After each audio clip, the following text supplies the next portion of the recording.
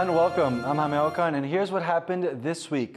With Taiwan's presidential election just weeks away, talks of an opposition joint ticket is intensifying. The country's leading opposition candidates have held a secret meeting to discuss joining forces for January's race. Stash Butler reports. A secret meeting in Taipei captured by local media between two opposition presidential candidates, fueling rumors they'd finally reached a deal to form a historic joint ticket for Taiwan's January election. The candidates, former Taipei Mayor Ke Wen-je of the Taiwan People's Party and the Kuomintang's Hou You-yi, are second and third in the polls. To join forces, one of them would need to step back and take the vice presidential spot. But hours later, word from both parties. No deal yet on who'll give way. Despite the challenges, earlier this week, Ke and Hou's parties agreed to work together on legislative races, suggesting that a merger for the presidential campaign, aimed at bringing down the ruling Democratic Progressive Party, might not be too far off. 民进党会搞到今天台湾超过60%以上的民意希望政党轮替，当然是他做太差嘛，对不对？那也因为这个民意，你知道所以我们有才在考虑说，那这个战略目标如果是要达有没有可能政党合作去达到政党轮替的这个目标嘛？ Though dissatisfaction with his party is high, DPP candidate and current Vice President Lai Ching-te is still leading in the polls. To shore up support, he's hinted for the first time he could choose Taiwan's influential envoy to the US, Xiaobi Kim, to be his running mate. 大概社会讨论最多是萧美琴嘛，是，还有郑丽君嘛，是。另外呢，还有科技界人士，还有另外其他领域像文化界的人。 其实都有人推荐，萧美琴小姐应该也是在优先名单的优先之上。呀，你可以这样讲。For months, Lai's campaign has benefited from a divided opposition. But if his rivals decide now to unite, even a popular VP pick may not be enough to help Taiwan's second-in-command win the country's top job. Andy Xue and Stash Butler for TaiwanPlus.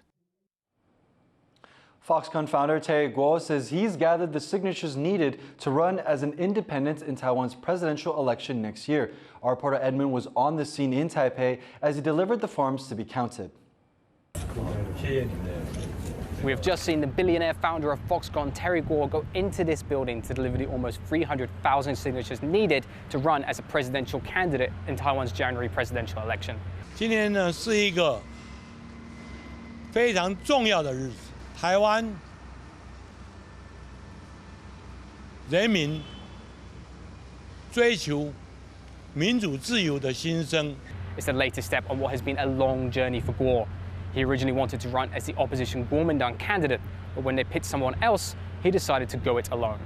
The signature drive hasn't been plain sailing either, with numerous allegations of signature buying, and 2 weeks ago, a surprise announcement from China that it was opening an investigation into Foxconn. Now, Guo no longer has any formal positions in the company, but Foxconn has deep roots in China.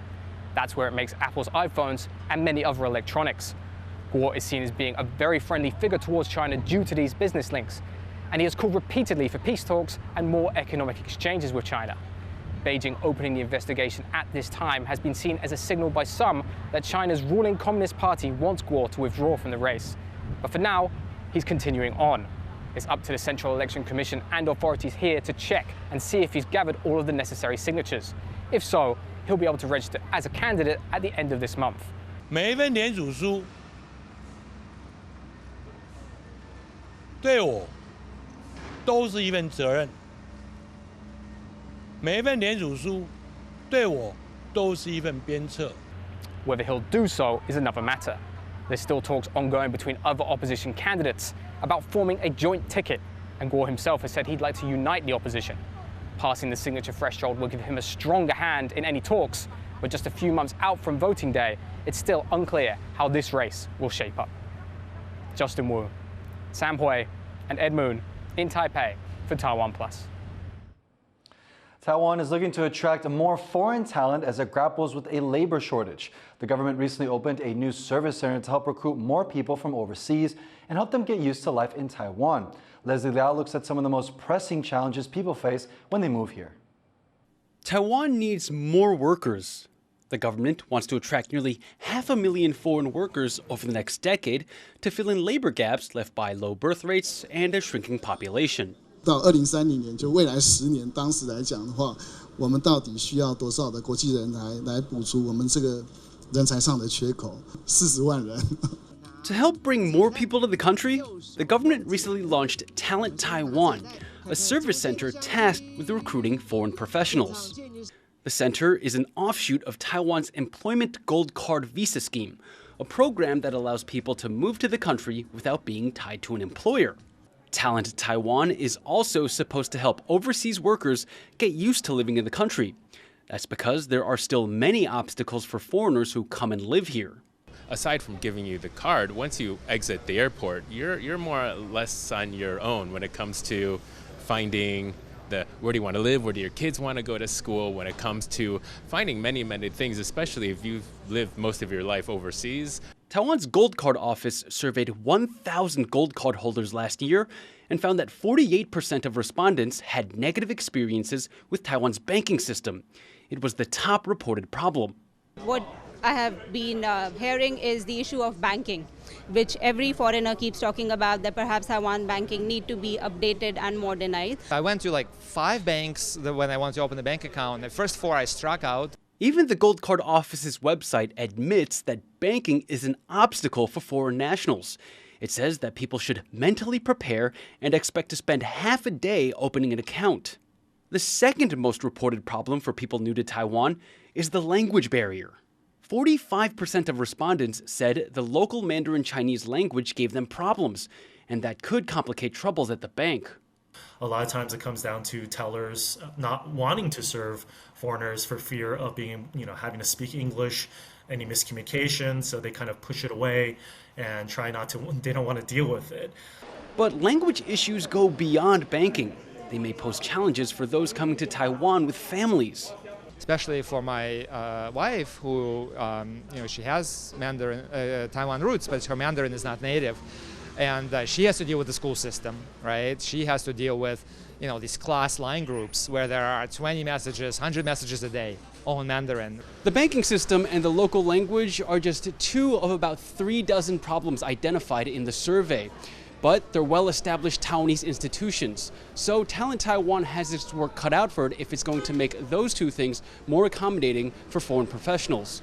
Easton Sun and Leslie Liao in Taipei for TaiwanPlus. Taiwan has approved a new plan to boost innovation in the semiconductor industry. The 10-year scheme is aimed at making the country a global chip design hub and center for developing semiconductor talent. Another goal is to encourage companies to use generative AI technology to create industrial solutions. The plan includes an initial budget of around $370 million for the first year, but officials say a total of $9.3 billion will be spent over the next decade. 事实上，10年应该不是一个非常长的时间。台湾最好的这个完整的 pipeline， 从 IC design 到制造到封装测试，这个我想我们在精创台湾计划里面会公私协力，把这个系统把它弄得最好，让国际的一些新创或者 IC design 的公司，它愿意来台湾。Taiwan's largest international space conference is wrapping up in Taipei with a focus on satellite technology. It's part of a push by Taiwan to become more digitally resilient. Staying connected. This is the motivation behind Taiwan's first ever international space conference, which brings together companies and analysts from around the world. And the focus here is on satellite technology. Satellites, they help every aspect of modern life. So we live in a digital world, and whatever you care about, whether you care about your position, knowing where you are on a map, or you want to connect seamlessly everywhere, satellites are the way to do it. This conference, hosted by Taiwan's space agency, is part of the country's push to become digitally resilient. Threatened by neighboring China, which sees Taiwan as part of its territory and surrounded by water, Taiwan is reliant on undersea cables to connect to the internet.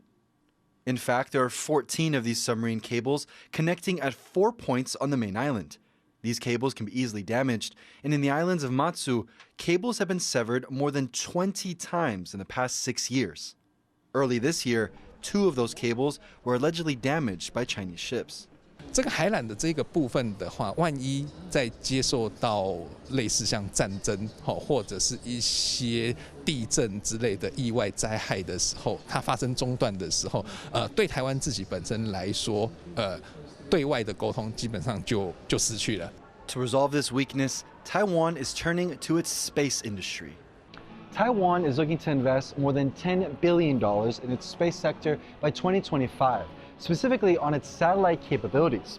The country recently saw successes in developing its first ever weather satellite, the Trident. Now, while its main function is to predict typhoon patterns, Taiwan is looking to take that a step further and develop satellites that will keep the country connected in the event of a crisis.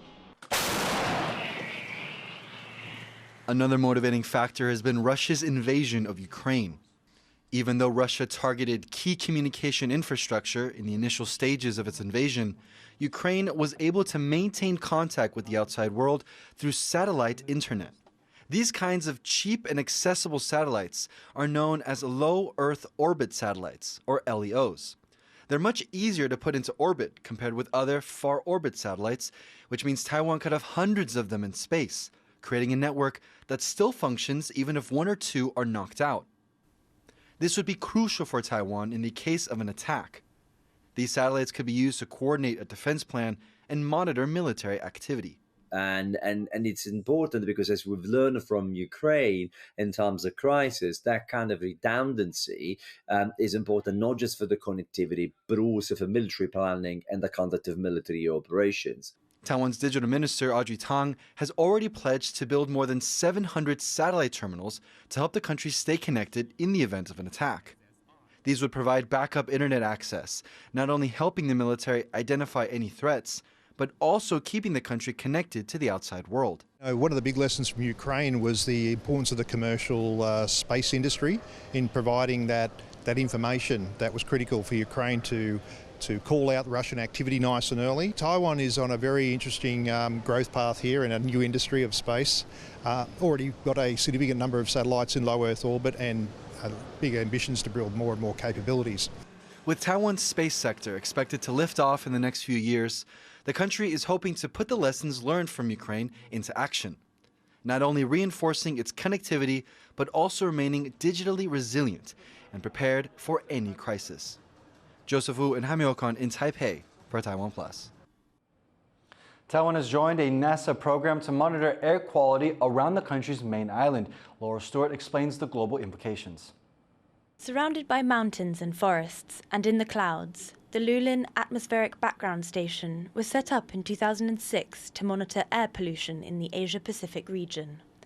And now it's joined NASA's Aerosol Robotic Network, also known as the AeroNet program, to more accurately measure air pollution data in areas surrounding Taiwan. 它其实是非常重要，在针对全球的空气污染的悬浮微粒做一个全球性的侦测，帮我们解决我们这个区域里面的长程输送的这些跨境污染的一些问题。 By joining the AeroNet program, the station's ground data and NASA's satellite data can be combined.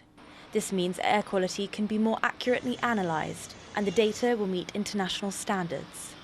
Taiwan's Environment Ministry runs the station.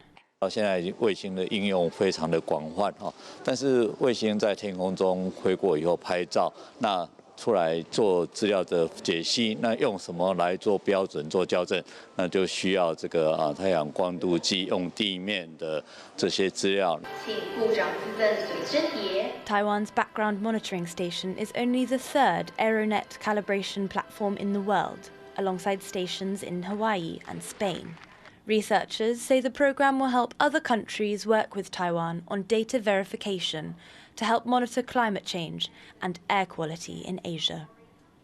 Yisin Pan, Sam Hui, and Laurel Stewart for TaiwanPlus.